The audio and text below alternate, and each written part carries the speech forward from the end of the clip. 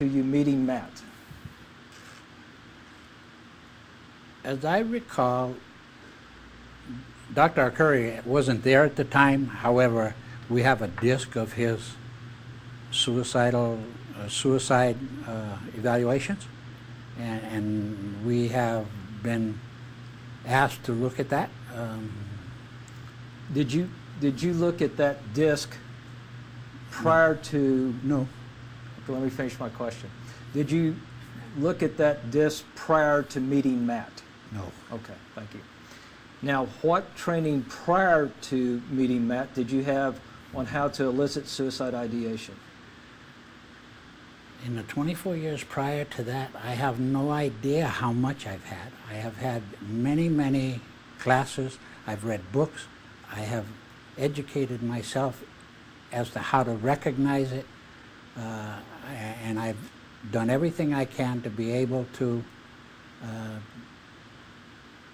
recognize body language and ask questions sometimes that even tick people off because I ask them. What books have you read, if you remember? I don't remember. Okay, and by that question, I mean, are there any books that you read that the only subject matter of the book was suicide? Yeah, however, I don't even know that I still own them. All right, sir. Do you know how many books that you read that were only on the subject of suicide? No, I don't.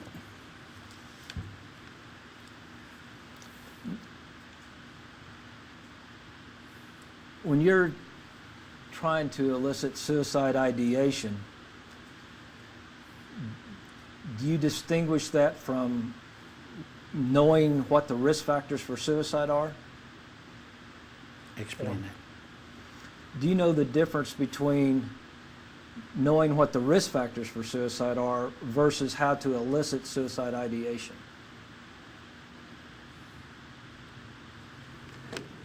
I don't understand what you're asking me.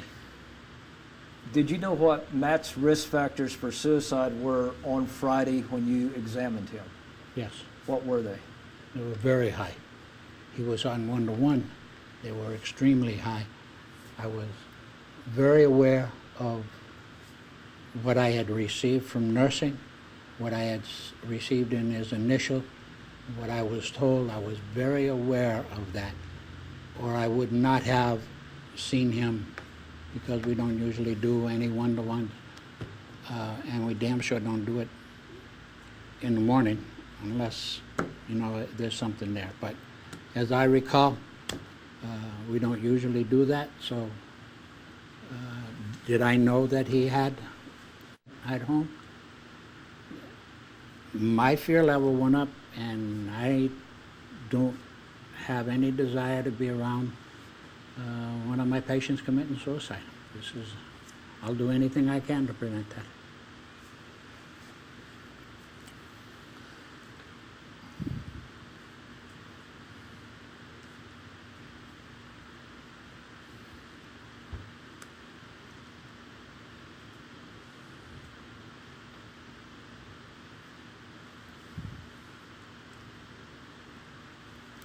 Do you know what the #1 means of committing suicide is in a psychiatric hospital? Hanging.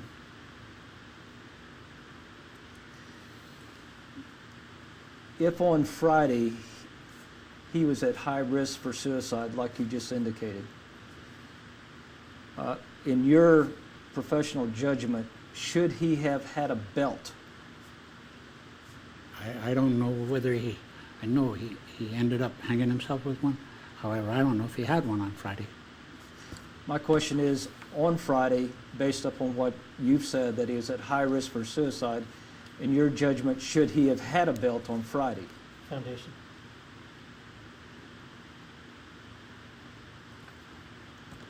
I would have talked to Brockway about it. Brockway made the final decision. He's a psychiatrist. But do you have your own personal opinion, as much as you've read about suicide, the books that you've read and been at this for 20 some odd years, and having said that he was at high risk for suicide, and knowing that the number one way for committing suicide in a hospital is by hanging, in your professional judgment, yours, not anyone else's, do you believe he should have had a belt on Friday, Foundation. if he did? I